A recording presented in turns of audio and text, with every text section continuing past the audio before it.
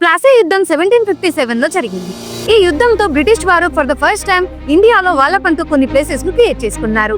British రాజ్య స్థాపన ఈ యుద్ధంతోనే జరిగింది. ఇలా గెలిచిన వాళ్ళు ఏ తిరుగు లేకుండా 200 సంవత్సరాలు మనల్ని పాలించారు.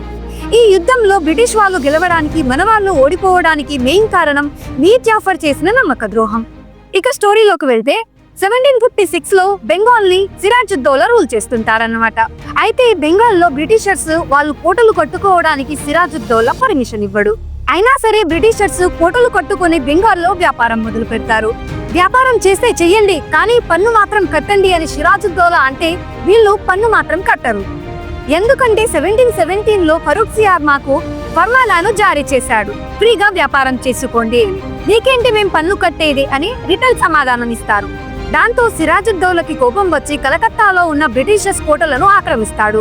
146 బ్రిటిష్ సైనికులను తీసుకొచ్చి ఒక చిన్న గదిలో బంధిస్తాడు. అంత చిన్న గదిలో వాళ్ళకి ఊపిరి ఆడక ఆల్మోస్ట్ అందరూ చనిపోతారు.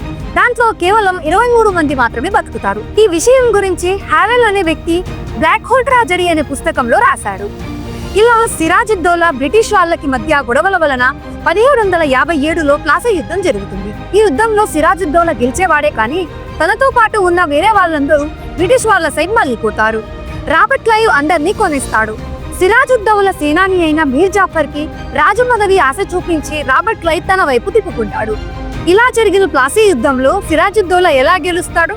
రాబర్ట్ క్లైవ్ ఈ యుద్ధంలో గెలిచి మీర్ జాఫర్ బెంగాల్ నవాబుగా నియమిస్తాడు. భారతదేశ చరిత్రలో విశ్వాసఘాతకుడిగా ప్రసిద్ధి చెందిన బెంగాల్ నవాబు మీర్ జాఫర్. తనకు రాజు పదవి ఇచ్చిన ఈస్ట్ ఇండియా కంపెనీకి 70 లక్షలు ఇస్తాడు మీర్ జాఫర్. మీర్ జాఫర్ కింగ్ అయ్యాను అని హ్యాపీగా ఉండే సమయంలో తన రోజువారీ పాలనలో రాబర్ట్ క్లైవ్ జోక్యం చేసుకోవడంతో మీర్ జాఫర్ కి ఇది అస్సలు నచ్చలేదు.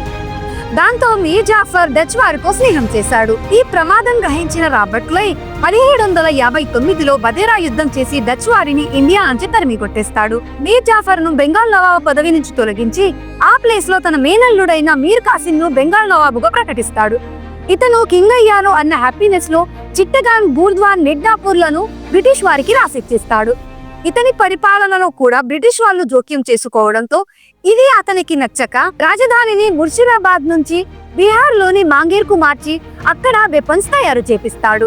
ఈ విషయం గ్రహించిన బ్రిటిష్ వారు మీర్ కాసిం ను పదవి నుంచి తొలగించి మళ్ళీ మీర్ జాఫర్ ను బెంగాల్ నవాబుగా ప్రకటిస్తారు.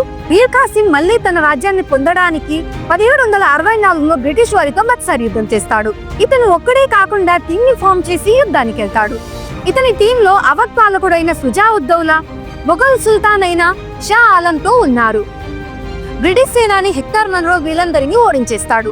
ఈ యుద్ధంకి ముందు నార్మల్ గా పరిపాలిస్తున్న వీళ్ళు ఈ యుద్ధం తర్వాత వాస్తవ పాలకులుగా మారిపోయారు.